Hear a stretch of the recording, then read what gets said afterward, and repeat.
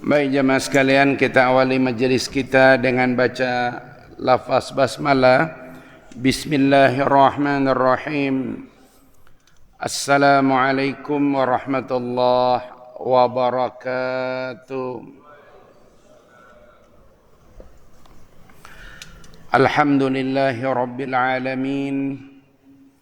والعاقبة للمتقين ولا عدوان إلا على الظالمين أشهد أن لا إله إلا الله وحده لا شريك له وأشهد أن محمدا عبده ورسوله المبعوث رحمة للعالمين اللهم فصل وسلم وبارك على محمد إمام المرسلين قائد المجاهدين وعلى آله وأصحابه وأنصاره وجنوده ومن تبعهم بإحسان إلى يوم الدين وبعد فقال تعالى يا أيها الذين آمنوا اتقوا الله حق تقاته ولا تموتن إلا وأنتم مسلمون وقال تعالى يا أيها الذين آمنوا اتقوا الله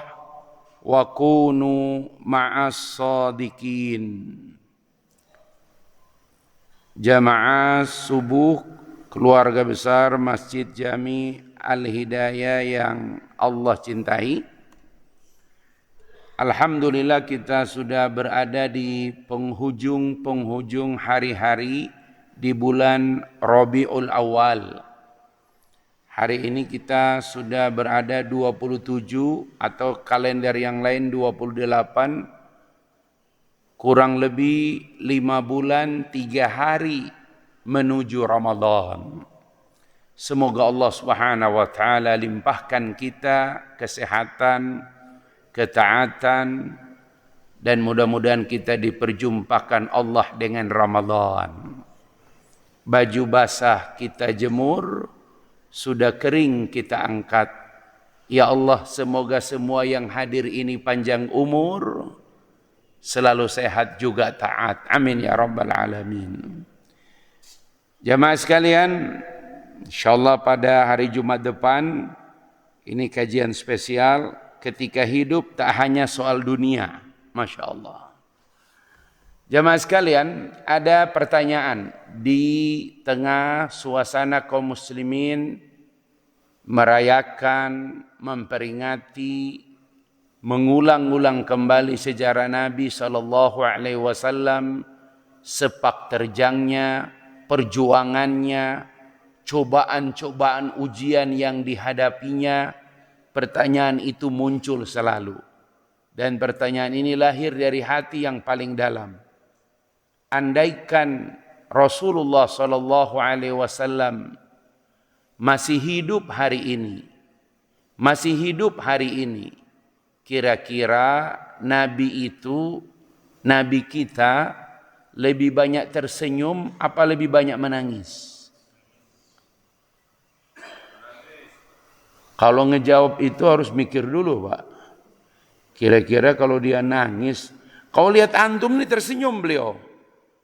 Kenapa? Rasulullah senang tuh kalau lihat umatnya itu penuh di masjid. Kalau menangis berarti antum masih melihat bahwa memang umat ini, memang kalau lihat Palestina pastilah Rasul menangis. Tinggal 18% wilayah Gaza itu yang belum hancur. Sekarang tank-tank Israel itu sudah sampai di kota-kota di Gaza. Kita akan melihat bagaimana semua itu nanti terjadi. Yang pasti kalau bahasa beberapa teman tuh, Allah tidak tidur, Allah tidak diam. Ada nasihat seorang ulama, salah satu wasiat Nabi yang mungkin yang harus kita jaga baik-baik adalah pesan Nabi pada akhir hayatnya.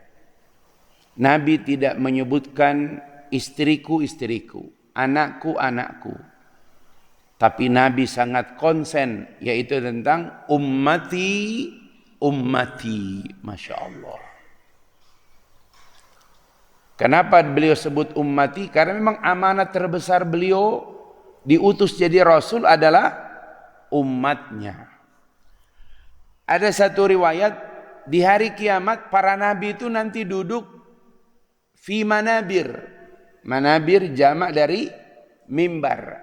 Mimbar-mimbar nabi itu semuanya 3 tangga. 1, 2, 3. Semuanya 3 tangga.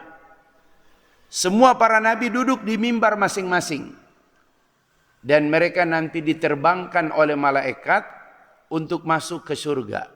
Tapi surga tidak akan terbuka kecuali Nabi Muhammad sallallahu alaihi wasallam masuk ke surga. Tapi Nabi tidak duduk, Nabi berdiri. Ditanya oleh para malaikat, "Ya Muhammad, kenapa engkau tidak duduk?" Apa kata Nabi? "Bagaimana nasib umatku?" Masya Allah. Allahumma salli wa sallim wa barik alaihi. Sallu alaihi. Masya Allah. Wa ala alihi. Nabi itu begitu, Pak. Ditanya, kenapa umatmu? Aku menunggu umatku sampai mereka selesai dihisab. Sampai Allah mengizinkan kepadaku, sebagaimana janjinya, aku diberi izin untuk memberikan syafaat kepada umatku. Tidak selesai, Pak. Kata malaikat, "Ya Muhammad, di antara umatmu ada yang sudah tergelincir sampai ke jahanam." Masya Allah. Maka Nabi tetap berdiri, tidak duduk di mimbar itu. Kata Nabi, aku akan menunggu mereka sampai mereka kemudian pantas mendapatkan izin Allah, syafaat dariku untuk mereka, dan mereka masuk ke dalam surga. Rasa-rasanya, Bapak ingat bagaimana hari kiamat kelak manusia datang kepada Musa. Kata Musa, bagaimana mungkin kalian datang kepadaku? Tanganku ini pernah membunuh manusia. Masih ingat Nabi Musa membunuh seorang pemuda Bani Israel, Mesir, ketika berantem dengan pemuda Bani Israel, kemudian maksud Musa melerai, tapi melerainya terlalu kuat, sekali dia pukul, jatuh, meninggal. Jamaah sekalian, kecintaan Rasulullah kepada kita itu luar biasa. Lebih dari kecintaan kita kepadanya. Makanya dulu Umar bin Khattab, ketika Rasulullah wafat, dia agak sedikit gamang. Gamang pertama karena Umar mengetahui bahwa Isya itu tidak mati dikubur, tapi diangkat oleh Allah. Makanya ketika Rasulullah SAW wafat, Umar sempat bikin gaduh di Masjid Nabawi. Man qala Muhammadan qad tufiya sa'aqtulanna. Siapa yang berkata Muhammad telah wafat, akan kupenggal dia. Sebagian sahabat ada di sebuah tempat merumuskan siapa yang akan meneruskan Nabi. Ali bin Abi Thalib, Fatimah dan Aisyah keluarga itu mengurus jenazah Rasul. Abu Bakarlah yang datang menenangkan Umar bin Khattab. Tapi Abu Bakar tidak bicara langsung. Dia berdiri di mimbar dan dia membacakan ayat berikut ini. Nah, ayat inilah yang merupakan ayat yang paling logik mendudukan Nabi itu bahwa dia juga seorang manusia. Tepatnya Quran surat Al-Imran ayat 144. Al-Imran 144. Wa ma Muhammadun illa rasul. Tidaklah Muhammad itu kecuali seorang rasul. Qad khalat min qablihi rusul. Telah berlalu rasul-rasul sebelumnya. Afa imma ta'au qutilang qalabtum ala aqabikum. Apabila dia wafat atau terbunuh, apakah kalian akan berbalik ke belakang? Wa may yanqalib ala aqibai fala yadurrallaha syai'a. Barang siapa yang berbalik maka tidak akan sedikit pun membahayakan Allah. Wa sayazillahu syakirin, dan balasan terbaik bagi orang-orang yang bersyukur. Ayat ini turun, Umar lemas. Umar seakan-akan baru dengar ayat itu, padahal ayat itu sudah lama turun. Jadi jamaah sekalian, dari situ kemudian Umar menghadiri pertemuan para sahabat, terutama orang Ansor, orang-orang Ansor yang kemudian mereka bermusyawarah siapa yang akan meneruskan kepemimpinan Nabi. Ya, terlalu lama mereka berdiskusi, di tengah orang banyak itulah kemudian Umar berkata, "Wallahi, demi Allah, hari ini aku berbaiat kepada Abu Bakar sebagai khalifatul Rasul." Kalau Umar sudah bicara, nggak ada lagi orang yang bantah. Kenapa? Karena Nabi pernah berkata, apa ucapan Nabi? Sekiranya ada manusia setelah aku, sekiranya ada manusia setelah aku yang layak diangkat Allah jadi Nabi, Umarlah orangnya. Masya Allah. Tapi Umar kemudian membaiat Abu Bakar Siddiq radhiyallahu an. Masya Allah. Bapak-bapak sekalian, mari kita sedikit melihat ucapan-ucapan Nabi kepada beberapa orang sahabat yang mudah-mudahan kalau kita dengar ini dianjurkan semoga aku juga. Di antara ucapan Nabi SAW kepada beberapa sahabat, ya, di antaranya Rasulullah SAW pernah berkata, sekiranya ada manusia dari kalangan umatku yang Allah izinkan menjadi kekasihku, maka dialah Abu Bakar. Masya Allah. Abu Bakar itu Pak, nih bagaimana cintanya Abu Bakar, nggak usah kita bicara Nabi masih hidup. Nabi sudah wafat, Abu Bakar tuh datang kepada Aisyah. Ya Aisyah, ayah bertanya padamu, ada enggak amalan kebaikan Rasul selama dia hidup yang belum ayahmu kerjakan? Masya Allah. Bapak-bapak, ini Abu Bakar hidup dengan Nabi. Yang menemani hijrah Nabi cuman Abu Bakar.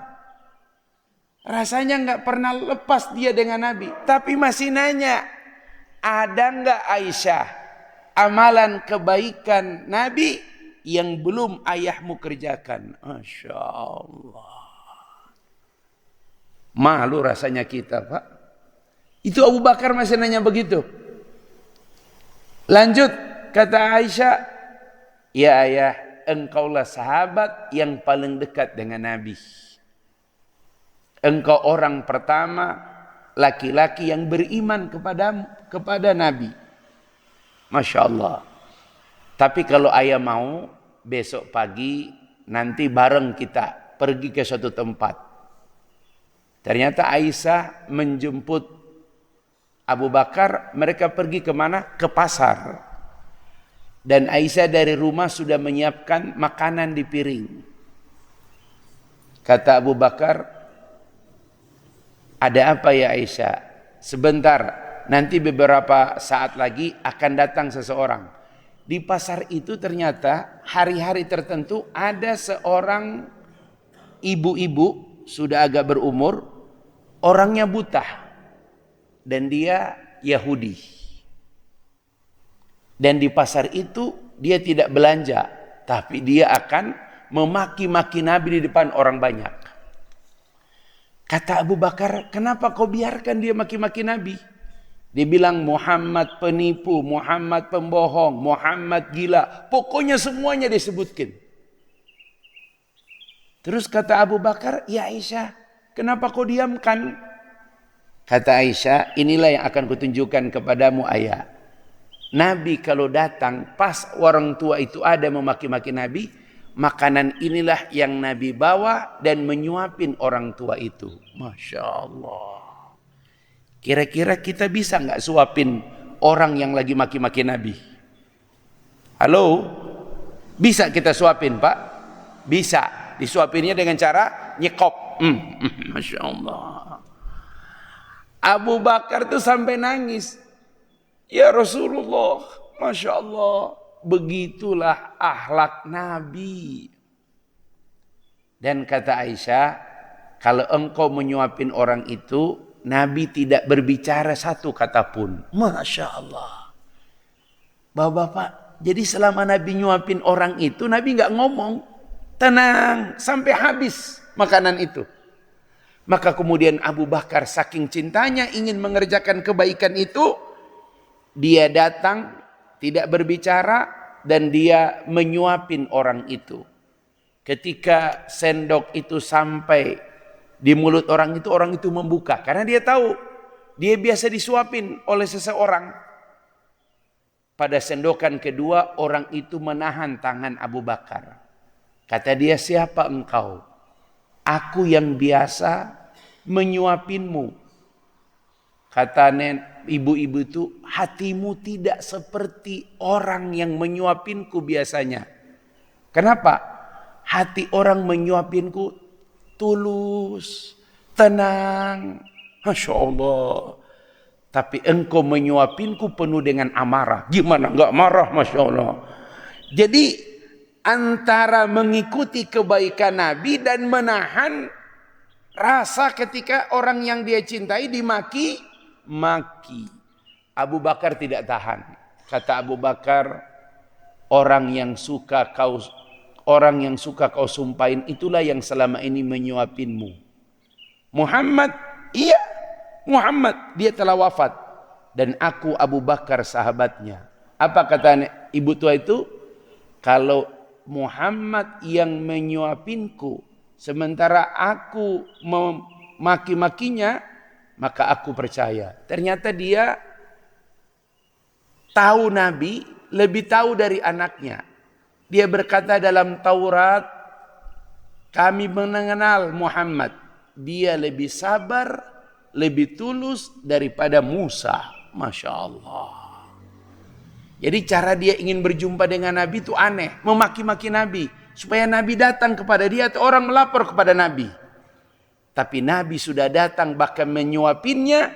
Tapi tidak pernah mengakui. Makanya antum tuh kalau beri bantuan gak usah pakai foto-foto. Bantu cuman sekilo gula, pakai foto lagi. Indahnya berbagi. Lah. Bro, kalau bantu aja. Bayangkan dimaki-maki Nabi masih menyuapin. Masya Allah. Ya. Jadi Pak Imam Al-Bunyan tuh dapat penghargaan nasional tuh bukan karena foto-foto, Pak. Gitu.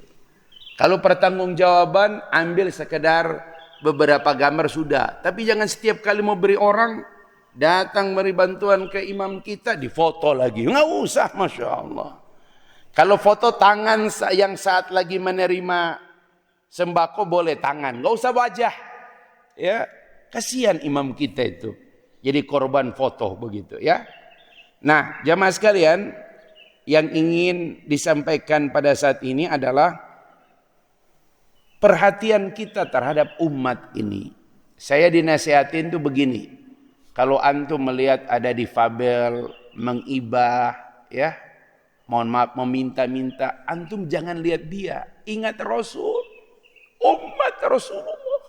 Itu umat Rasulullah. Pasti Rasul bersedih.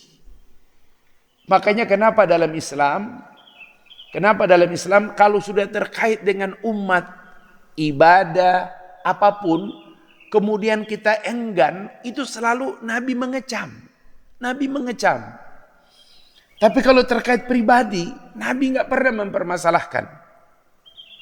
Masya Allah. Ya, makanya kenapa orang yang tidur dalam keadaan kenyang, sementara dia tahu tetangganya dalam keadaan lapar, apa kata Nabi? La yu'minu ahadukum. Tidak beriman salah seorang di antara kamu ketika dia tidur dalam keadaan kenyang, tapi tetangganya dalam keadaan lapar. Apalagi Nabi berkata,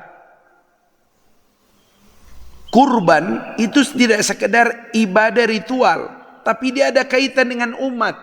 Wa man lahu sa'a, siapa yang punya keleluasaan, falam yudohi, sementara dia enggan berkurban, apa kata Nabi?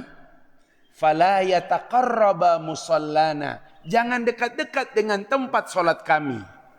Kenapa ada kecaman? Karena enggan memperhatikan urusan umat. Maka di antara ayat yang membuat para sahabat tidak mengangkat kepala, satu surat. Nah, semua sahabat menundukkan kepala. Ya. Seperti sebagian antum nih, menundukkan kepala. Masya Allah. Ya. Gitu. Apa suratnya? Nama suratnya Al-Ma'un. Apa arti Al-Ma'un? Enggan menolong, enggan memperhatikan, walaupun dengan barang-barang yang sederhana. Al-Ma'un. Ada teman, kebetulan anaknya ke sekolah, seragamnya robek atau apa, minjam jarum misalnya. Ada orang tuh nggak ngasih. Al-Ma'un. Balwang segitu, orang lagi masak, kekurangan garam, kalau dia ke toko terlalu lama, bisa angus atau apa. Tapi kita enggan berbagi.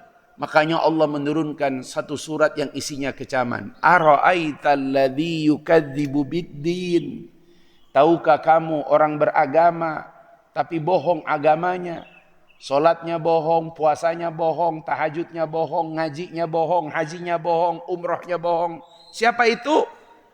Yang tidak memperhatikan umat Rasulullah. Alladzi yadu'ul yatim wa la yahuddu ala ta'amil miskin.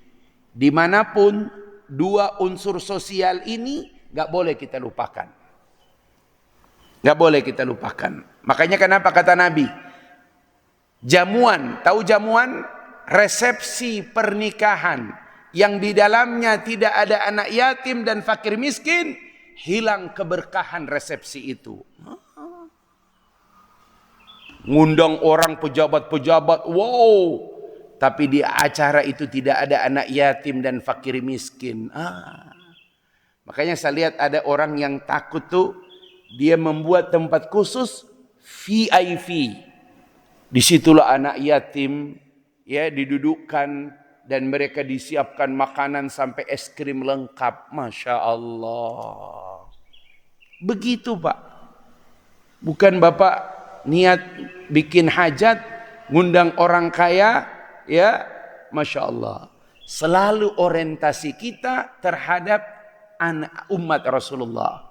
Maka Nabi SAW bersabda, "Man lam yahtam bi amril muslimin, falaysa minhum." Siapa yang tidak punya rasa kepedulian terhadap urusan kaum muslimin, maka dia bukan bagian dari mereka. Maka ayat berikut ini menjadi bagian yang tidak boleh terpisahkan ketika kita merindukan Rasulullah SAW. Bagaimana sikap seorang mukmin terhadap umat Muhammad. Masya Allah. Al-Imran 159. Al-Imran surat ketiga 159. Fabima rahmatim minallahi lintalahum.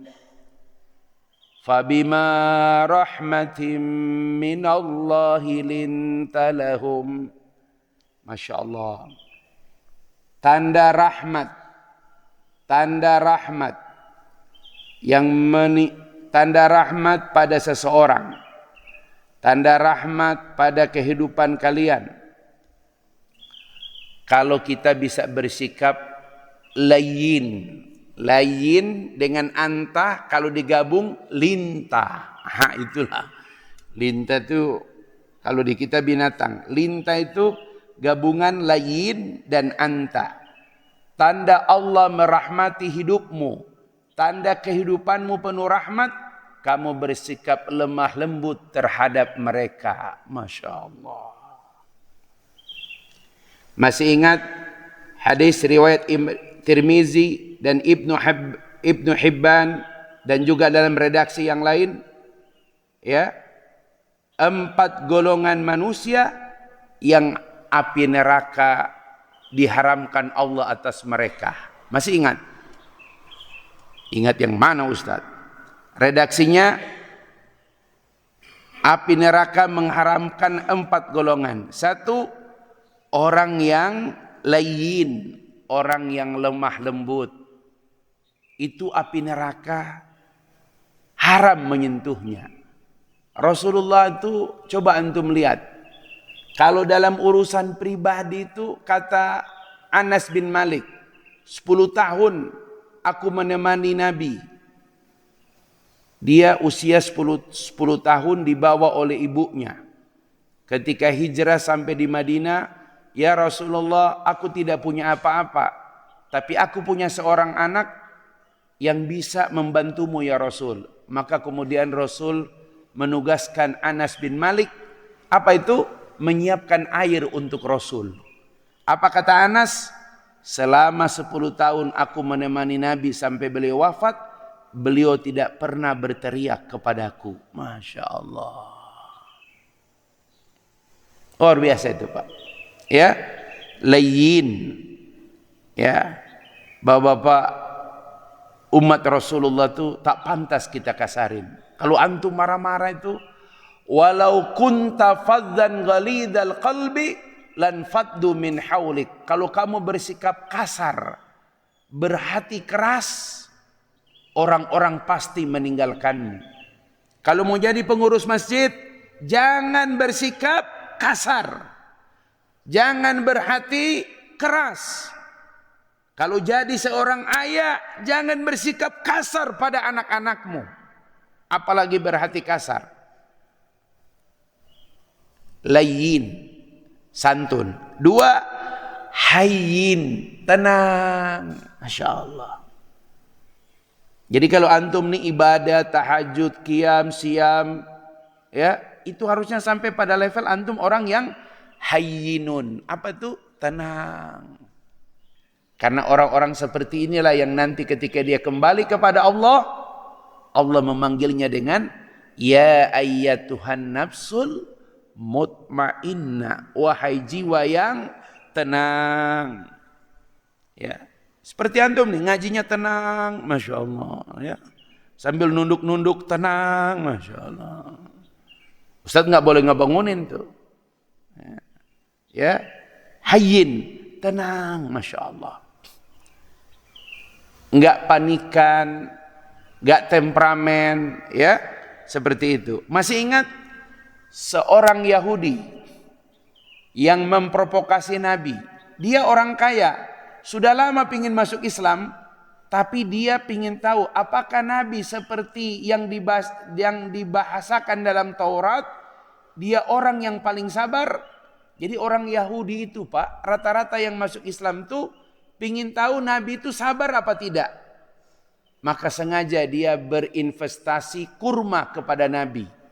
Sebelum jatuh tempo dia datang kepada Nabi di hadapan orang banyak. Ya Muhammad, mana janjimu? Sudah lama aku berinvestasi, belum juga kau bayar. Nabi tenang. Kenapa? Nabi tahu ini orang memang cari perkara. Nabi tenang, masya Allah. Kata dia, memang Bani Hasim keturunannya sama, suka menunda-nunda hutang. Umar lewat di situ. Kata Umar, ya Rasulullah, cabut pedangnya, izinkan aku pisahkan batang lehernya. Masya Allah. Kata Nabi, Umar, tenang Umar, aku tidak butuh ancamanmu itu. Tapi karena kau sudah mengeluarkan pedang, sekarang kau pergi ke Baitul Mal Umar. Buat apa ya Rasul? Ambil bagianku untuk membayar hutangku kepadanya. Dan ambil juga bagianmu 20 sok. Kenapa bagianku ya Rasul? Karena kau sudah mencabut pedang mengancam nyawanya. Masya Allah.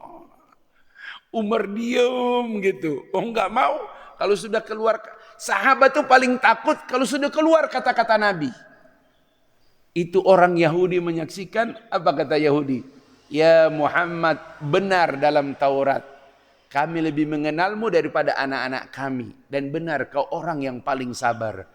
Di saat itulah dia bersyahadat kepada Nabi. Masya Allah. Itu begitu Pak, rata-rata orang Yahudi itu. Ya, jadi jangan kita, Masya Allah, apa-apa tuh pingin misain kepala orang ya, Masya Allah. Tenang Pak, hayyin. Rasulullah itu orang yang sangat tenang. Bahkan kita tahu bagaimana dengan Aisyah. Aisyah itu wanita muda. Memang resiko nikahin wanita muda itu begitu. Dari semua wanita muslimah, Aisyah lah yang paling banyak menghafal hadis. Ya, maka sebagian ilmu dalam Islam itu ada dalam Aisyah. Tapi Aisyah adalah wanita muda, kadang mangkok berisi marak, sop, dibalikin di depan Nabi. Masya Allah. Apakah kemudian Nabi marah? Tenang, Masya Allah. Kenapa Ustadz Aisyah sampai begitu? Karena Nabi kadang menyebut Khadijah di depan Aisyah. Bayangkan itu, status Aisyah itu bukan istri pertama. Nyebut istri pertama ya tersinggung. Apalagi antum, istri pertama antum sebut wanita yang bukan istri antum. Makanya jangan coba-coba. Kalau sop itu nggak dibalikin ya, begitu. Hati-hati pada nih ya, hati-hati, Masya Allah. Jadi Rasulullah Sallallahu Alaihi Wasallam itu punya sikap layyin, santun, lemah lembut. Dua, hayyin, tenang. Rasul itu orang yang sangat tenang, Masya Allah. Yang ketiga, apa Ustaz? Rasulullah orang yang qarib, dekat dengan siapa saja. Karena Rasul pernah ditegur Allah ketika datang seorang buta Abdullah ibnu Maktum yang sudah ingin berislam, Nabi palingkan wajahnya karena Nabi lebih mementingkan pembesar Quraisy. Pertimbangannya kalau pembesar ini menerima maka dakwah Nabi lebih terbuka. Turun surat Abasa wa tawalla. Sejak saat itulah Rasulullah Sallallahu Alaihi Wasallam tidak pernah memilah-memilih. Semua orang Nabi bersikap. Bahkan dalam hadis disebutkan Nabi tidak pernah memalingkan wajahnya kepada seseorang jika berbicara dengannya. Sampai orang itu berpaling, baru kemudian Nabi berpaling. Kita ini kadang ngomong di kantor, Imam, udah diambilin barang itu belum? Masya Allah, ngomong kita kemana, muka kita kemana. Di rumah itu wanita tidak suka kalau suaminya berbicara tidak melihat wajahnya. Betul tidak? Coba lihat. Ayah, iya ada apa? Marah dia itu. Dia mau tuh kalau dia ngomong kita lihat wajahnya. Walaupun memang kita sudah agak bosan sebenarnya. Masya Allah. Gak usah bohong, gak usah bohong. Bosan gak? Bosan gak? Masya Allah. Kata seorang ulama, kalau ada pria, suami, ketika melihat wajah istrinya bosan, itu karena antum sudah terlalu melihat banyak wanita-wanita di luar sana. Itu dia. Ya, jamaah sekalian, qarib, dekat dengan siapapun. Makanya Nabi paling marah dengan orang yang somse. Ya. Masih ingat bagaimana Abu Dzar Al-Ghifari? Abu Dzar itu penguasa jawaranya Bani Ghifar. Kalau orang Makkah, orang Madinah akan pergi ke wilayah Suriah, Palestina dan sebagainya, itu pasti melewati lembah yang namanya lembah Bani Ghifar. Dan jawaranya Bani Ghifar itu adalah Abu Dzar. Memang orangnya begitu. Manusia itu kan barang tambang. Kadang-kadang kelakuan lama masih muncul. Ya. Entah gimana dia memanggil Bilal dengan panggilan anak hitam. Pas manggil begitu, Nabi di depan situ. Nabi berbalik, dia kaget, wajah Nabi merah. Merah namanya. Sebelum sahabat itu paling takut kalau Nabi mengeluarkan kata-kata. Kalau sudah terkait dengan penghinaan pada sahabat, Nabi itu Masya Allah merah wajah Nabi. Sebelum keluar satu kata dari mulut Nabi, Abu Dzar menyambar kaki Bilal. Kan pasir Pak. Jadi kalau nyambar itu kayak sliding Pak. Diangkat kaki Bilal. dia letakkan di atas pipinya, di atas pasir. Ya Bilal, masyikta ya Bilal, after you. Kira-kira kalau kita Bilal gimana sikap kita? Makanya ngomong yang benar, Masya Allah. Ternyata Bilal diam. Kenapa? Bilal juga takut di depan ada Nabi. Masya Allah, begitulah sahabat merespon kalau dia salah. Sebelum Nabi ngomong, dia sudah angkat kaki Bilal, diletakkan di pipinya. Nama kitabnya Ar-Rijal Haular Rasul. Laki-laki di seputar Nabi. Salah satunya adalah Abu Dzar Al-Ghifari. Apa kata Nabi? Ya Abu Dzar, engkau akan mati sendirian. Akan dibangkitkan sendirian. Dan nanti akan masuk surga sendirian. Masya Allah. Abu Dzar Al-Ghifari. Umurnya sangat panjang. Ya, sampai-sampai di masa Utsman, di masa Ali itu, orang masih datang meminta nasihat kepada Abu Dzar Al-Ghifari. Jadi bapak-bapak, Nabi itu qarib, dekat dengan semua orang. Makanya antum bergaul dengan siapapun tuh bawaannya apa kalau bahasa kita ya? Hambal. Ya, duduk, ngariung, Masya Allah. Ya, seperti itulah. Dan yang terakhir, apa itu? Nabi punya sifat layyin, kemudian hayyin, layyin lemah lembut, hayyin tenang, qarib dekat, dan salah satunya ya sahal. Sahal, apa tuh sahal? Nabi orang yang paling memudahkan. Makanya ada ucapan Nabi, yassiru wala tu'assir. Ini ucapan orang pikir sederhana. Yassiru wala tu'assir. Permudah, jangan persulit. Sekiranya birokrasi di negeri kita ini pakai hadis Nabi ini, maka aman semua urusan. Yassiru wala tu'assir. Coba di semua kantor dipasang hadis ini. Permudah, jangan persulit. Yang ada hari ini, kalau bisa dipersulit, kenapa dipermudah? Itu dia masalahnya. Tanya sama dia nih, mantan PNS dia nih ya, pensiunan. Setiap meja itu ada harganya. Setiap meja itu ada aturannya. Masya Allah. Yassiru wala tu'assir. Ya, permudah, jangan persulit.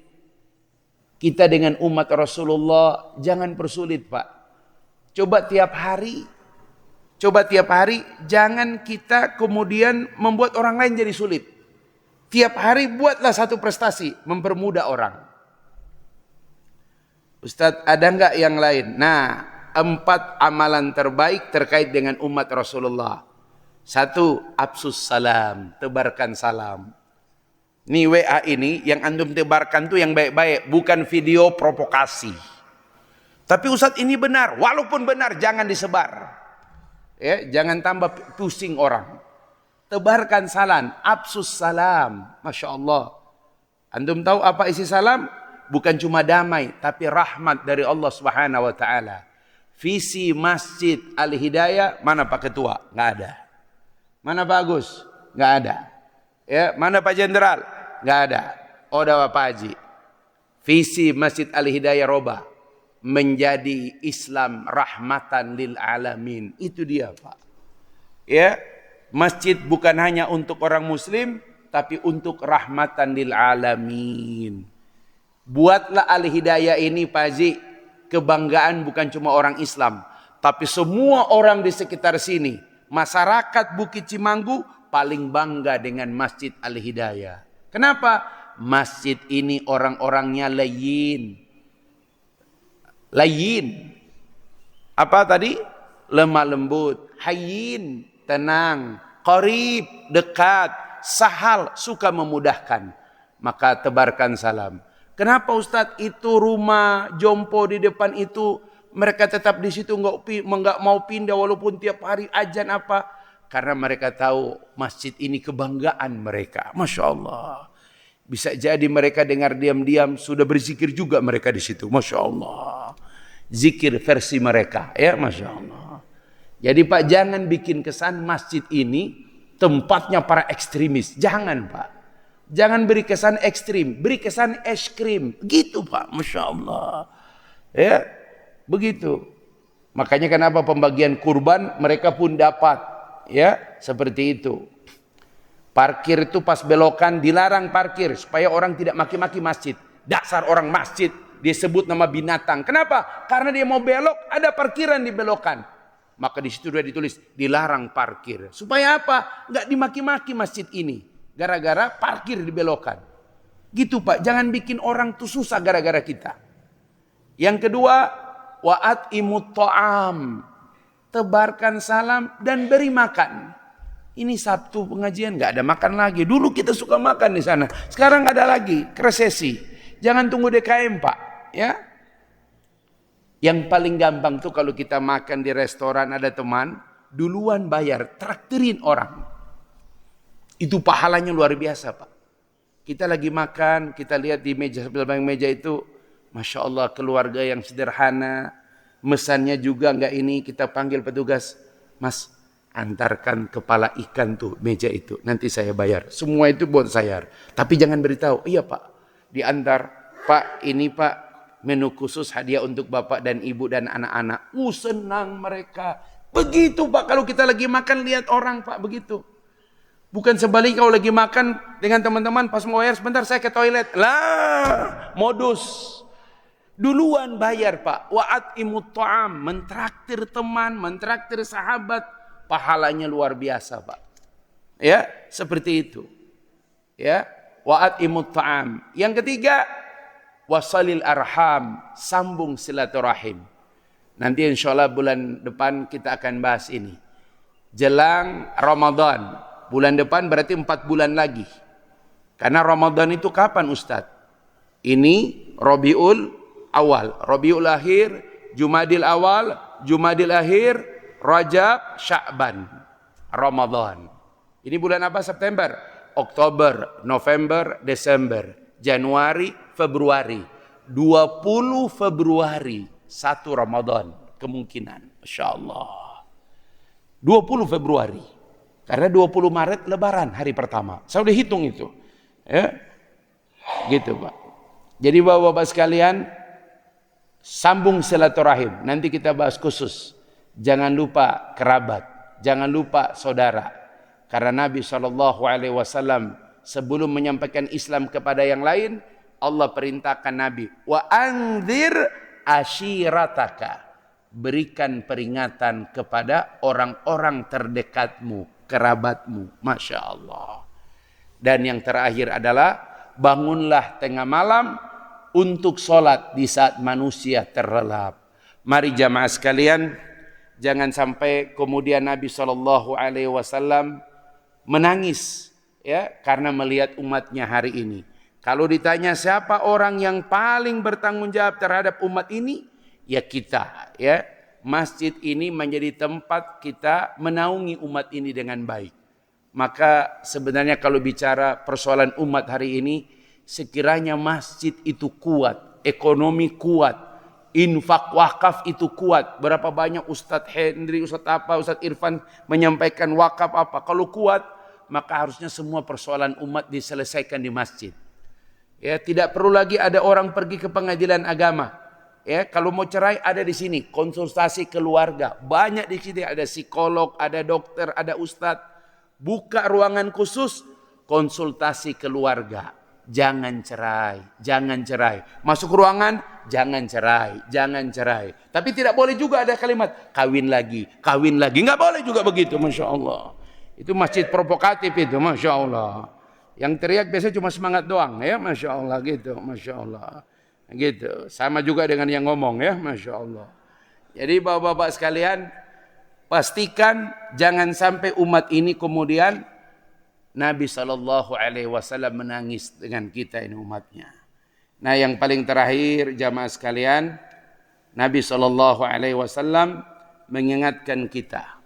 Syuruk 541, berarti masih bisa sampai jam 6 kurang ya.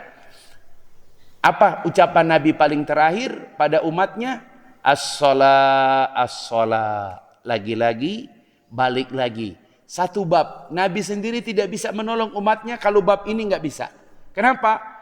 Inilah bab dalam agama kita yang setiap orang tidak bisa dibantu dengan orang yang lain. Haji umroh kita sampai mati, nggak pergi Ustadz, dibadalkan orang lain, sah. Hutang puasa kita Ustadz, dibayarkan oleh anak menantu kita, sah. Zakat kita Ustadz, dibayarkan anak menantu, sah. Tapi kalau sholat nggak bisa.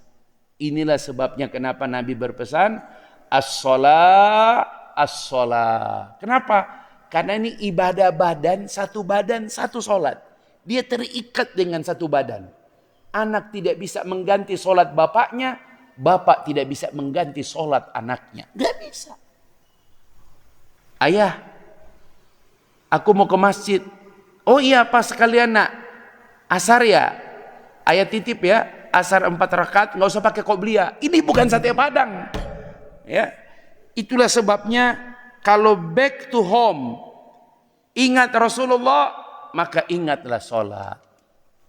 Akhifillah, coba antum bayangkan. Semua perintah agama ini ma'a Jibril, selalu dengan Jibril. Tapi ketika perintah sholat, Jibril tidak bisa ikut di sebuah tempat. Karena ketika Nabi tanya, kenapa engkau Jibril tidak menemaniku? Itu bukan tempatku, lastu maqami. Itu bukan tempat Jibril untuk menerima sholat, langsung Allah dengan Nabi. Kenapa? Karena memang perintah ini tidak bisa diwakili oleh orang yang lain. Satu-satunya sholat yang bisa kita persembahkan kepada orang lain namanya sholat janazah. Kita letakkan dia di depan kita. Jadi ada orang tuh kalau selama sholat selalu saf depan, berarti nanti meninggal baru dia saf paling belakang sana baru di depan. Ya, jadi bapak-bapak sekalian, perkara inilah yang kemudian kita tidak ini. Apa kata Allah kepada Nabi?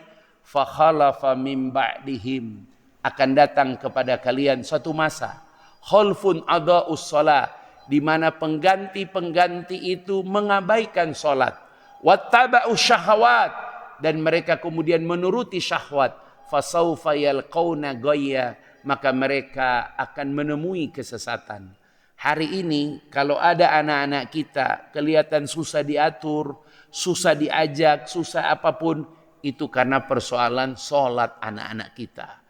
Survei membuktikan semua anak yang sholatnya tepat waktu, khusyuk, memperbaiki sholatnya, coba lihat. Allah perbaiki hidupnya, Allah perbaiki ucapannya, Allah perbaiki kawan-kawannya, Allah perbaiki karirnya. Kenapa? Karena ini bab yang Nabi tinggalkan. Apa kata Nabi? Innama awwalu ma yuhasabu fi yaumil qiyamah as-shalah. Yang pertama dihisab, dihitung hari kiamat adalah salat. Idza saluhat, kalau dia baik, maka yang lain jadi baik. Wa idza fasadat, kalau dia rusak, maka yang lain jadi rusak. Maka kalau kembali ke rumah, maka kita tiap hari evaluasi salat keluarga kita. Salah satu yang perlu kita evaluasi dalam sholat keluarga kita adalah bab waktu sholat. Ya, rata-rata orang rumah tuh sholatnya begitu. Ma, udah zuhur belum? Zuhur apaan ayah? Baru jam begini juga. Hah? Jam apaan? Ayah udah pulang sholat. Kan belum azan asar. Innalillahi wa inna ilaihi raji'un. Selalu zuhurnya dekat asar. Asarnya dekat maghrib. Maghrib dekat isya. Isya dekat subuh. Yang parah subuh dekat apa kalau begitu? Masya Allah. Jadi bapak-bapak mohon maaf, yang suka sholat selalu saf di depan, keren. Yang suka sholat tidak pernah masbuk, keren. Yang suka sholat sudah sampai level khusyuk, keren. Tapi kalau kau pulang istrimu belum sholat, anakmu belum bangun. Kadang ada penceramah pak, ngaji begini, itu pulang anaknya belum bangun. Astaghfirullahalazim. Jam 12 saya ditelepon. Ustadz Yasir, iya Pak Kiai. Antum di Bogor atau di mana? Di Bogor Pak Kiai. Tolong datang ke rumah saya. Malam ini Pak Kiai, iya. Datang saya ke saya Pak. Iya Pak Kiai. Saya cium tangan. Kau tunggulah di sini beberapa menit. Kenapa? Si AA belum pulang. Oh, dia mungkin telat Pak Kiai. Bukan itu. Sudah berapa kali saya bilang jangan pulang lewat tengah malam. Dia kelihatan sudah mulai nggak bisa diatur. Oh, udah mulai. Pak Kiai tenang, Pak Kiai tenang. Saya tahu kiainya ada daerah tinggi. Dia panggil saya, dia takut kalau dia marahin anaknya, dia tumbang malam itu. Maka saya tungguin anaknya. Anaknya pulang hampir jam 1. Ustadz, ya duduk sini sebentar. Iya Pak Ustadz, hari-hari ini saya sering pulang malam. Iya, itulah sebabnya Ustadz datang malam ini. Ya, kenapa? Ayahmu tidak suka kau pulang-pulang malam. Betul, aku salah. Alhamdulillah. Ngomong, ada setengah jam ngomong. Ya, malam ini tidak ada gunanya, kalau besok kau pasti pulang malam lagi. Cobalah, bagaimanapun kau hargailah keberatan ayahmu itu. Coba apa sih pekerjaanmu? Coba kau tunda apa? Siap, besok aku upayakan tidak pulang malam. Alhamdulillah. Pak Kiai telepon, jazakallah khair Ustaz. Alhamdulillah, dia nggak pulang malam lagi. Padahal pulang malam itu kerjaan. Tapi seorang ayah tuh nggak pingin anaknya pulang lewat tengah malam. Ya, itu kiai. Yang lain mah pulang pagi juga nggak apa-apa. Masya Allah. Ya, kenapa? Karena dia masih pulang Ustaz. Coba lihat itu. Daripada yang lain Ustaz nggak pulang-pulang. Nah itu dia. Makanya coba lihat sebelum saya tutup nih. Coba lihat baik-baik. Apa kata Ibnu Qayyim? Kadang-kadang dosa itu tidak terasa. Mulai dari lintasan pikiran. Kalau lintasan pikiran tidak kita cegah, berubah jadi azam. Apa itu azam? Tekad. Dari tekad kita tidak rubah jadi niat. Dan kalau niat sudah jadi amal biasanya. Sekali. Dan kalau kita tidak cegah, 2 kali. Tidak kejar 3 kali. Lama-lama kita anggap itu biasa. Dan ketika itu dilakukan oleh orang banyak, maka kemudian kita tidak lagi menganggap itu dosa. Contoh, dulu kalau anak kiai, ada tamu laki-laki datang ke rumahnya, maka DKM bilang, Pak Kiai mohon maaf, Jumat berikut Pak Kiai istirahat dulu, tidak boleh khutbah Jumat. Kenapa? Ada jamaah keberatan, ada anak laki-laki datang ke rumah Pak Kiai. Masya Allah. Padahal itu resmi loh.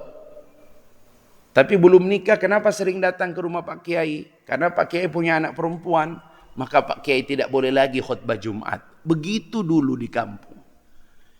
Waktu berubah, nggak apa-apa. Yang penting ngobrolnya masih dalam rumah. Nggak apa-apa, diajak sekali-sekali keluar. Yang penting jangan kelewatan. Lama-lama berubah. Nggak apa-apa kelewatan. Yang penting jangan sampai zina. Lama-lama berubah, nggak apa-apa kalau suka sama suka, yang penting tanggung jawab. Udah berubah, nggak apa-apa nggak tanggung jawab, yang penting jangan digugurin. Nggak apa-apa berubah, nggak apa-apa digugurin, yang penting kuburin baik-baik, jangan dibuang di tempat sampah. Begitulah teori sosial tentang sebuah dosa. Maka masjid ini hadir untuk menjaga umat ini. Makanya beberapa ustadz di sini saya lihat doanya itu selalu Allahumma salimna ala ummati Muhammad. Ya Allah selamatkanlah umat Muhammad. Ampunilah umat Muhammad. Karena kita hari ini membangun masjid, membesarkan masjid, tak ada niat kita kecuali membuat Rasulullah sallallahu alaihi wasallam tersenyum kepada kita. Semoga jamaah al-hidayah ini mudah-mudahan berjumpa dengan Rasulullah sallallahu alaihi wasallam. Jamaah al-hidayah ini bisa melihat wajah Rasulullah sallallahu alaihi wasallam, dan mudah-mudahan kita bisa membawa sekeluarga besar kita bareng dengan Nabi sallallahu alaihi wasallam. Allahumma salli wa sallim wa barik alaihi, sallu alaihi. Terakhir sebelum kita istighfar, ada satu masa di mana Umar, Abu Bakar ikut sholat zuhur dengan Nabi. Kisah ini saya selalu baca. Kalau saya lagi sumpek, kalau lagi sulit, baca kisah ini. Umar, Abu Bakar, Ali sholat. Tiap kali ruku bunyi. Tiap kali sujud bunyi.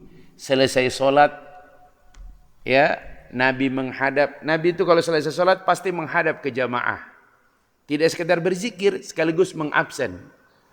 Umar tiba-tiba datang memegang Tangannya ditaruh di atas lutut Nabi.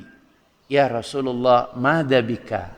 Ada apa denganmu ya Rasul? Kata Rasul, apa kau mendengarnya Umar? Benar ya Rasul. Maka Nabi angkat tangan Umar, diletakkan di atas perut Nabi. Dan ketika Umar memegang, kerasnya minta ampun. Kenapa? Nabi membungkus perutnya dengan kerikil dan diikat dengan selendangnya. Masya Allah. Umar jatuh air mata. Ya Rasulullah, bukankah ada kami? Kata Nabi, sudah 3 malam Aisyah tidak menyiapkan sesuatu di rumahnya. Masya Allah. Bayangkan Nabi pernah sulit seperti itu. Nabi pernah mengalami masa-masa sulit. Tapi itu belum apa-apa ketika masa apa itu?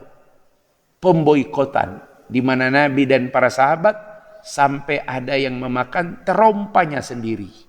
Terompah dari batang kurma. Masa-masa sulit itu pasti ada. Dan pada akhirnya sahabat yang paling dimuliakan Allah waktu itu adalah siapa yang kuburannya di Turki, di Istanbul? Yang umurnya, salah satu sahabat yang paling panjang umurnya, Abu Ayyub Al-Ansari. Kalau antum ke Turki, berziarahlah. Ya, ada Masjid Abu Ayyub Al-Ansari, ya, di depannya ada kuburan. Kenapa? Karena keluarga inilah yang ketika Nabi sampai di Madinah, rumahnya lah yang ditempati oleh Nabi untuk menginap. Dan di Madinah itu terkenal, Abu Ayyub lah, istrinya lah, kalau yang menyiapkan makanan, apalagi gulai kambing, maka Abu Ayyub lah yang paling enak. Nabi diajak oleh Abu Ayyub, diikuti oleh Umar, Abu Bakar, dan Ali bin Abi Thalib. Dan ketika Nabi lagi menyantap dengan nikmat, selesai makan, istri Abu Ayyub mengeluarkan susu kambing yang paling terkenal di Madinah. Masya Allah. Nabi pernah mencelupkan susu itu dengan tangannya dan tidak pernah habis orang meminumnya. Tapi ketika Nabi SAW sudah selesai minum susu kambing, tiba-tiba keringat Nabi itu keluar bagaikan jagung. Umar bin Khattab menahan tangan Abu Ayyub. Abu Ayyub melirik kepada istrinya. Kata istrinya, kau tidak berkeringat. Umar tidak berkeringat. Abu Bakar tidak berkeringat. Nabi karena melihat Umar agak gaduh, Nabi mengatakan dengan kode seperti ini. Selesai itu Nabi berkata, tadi bukan masalah susunya. Susunya enak. Tapi selesai aku minum susu, turun Jibril. Ada ayat yang turun pada waktu itu. Apa itu? Ujung surat At-Takasur. Summa latus'alunna yawma idzin 'anin na'i. Kita pasti satu waktu nanti semua nikmat yang pernah kita rasakan akan Allah tanya, akan Allah minta pertanggungjawabkan. Itulah sebabnya Rasulullah SAW berdoa, ya Allah, hidupkanlah aku dengan orang-orang miskin dan bangkitkanlah aku nanti di hari kiamat dengan orang-orang miskin. Apa kata Rasul? Orang-orang kaya itu akan masuk surga setelah 500 tahun orang miskin berada di dalam surga. Masya Allah. Mari jamaah sekalian, jangan kita tinggalkan umat Muhammad. Jangan kita biarkan mereka yang meminta-minta, mereka yang mengiba, itu umat Muhammad. Itu umat Muhammad. Jangan biarkan. Kenapa? Kita akan kena ancaman-ancaman dari Rasulullah SAW kalau sudah terkait dengan umat ini. Jangan antum terbiasa nyaman. Kenapa? Umat ini masih banyak yang sulit. Umat ini masih dalam kesulitan. Apalagi kalau kita ingat Palestina. Itulah sebabnya Jumat depan, kenapa kajian ini penting? Karena kajian ini luar biasa. Ya, mudah-mudahan kita punya waktu untuk duduk, ya, menyaksikan. Karena yang menyampaikan juga orang yang sangat sederhana, ya.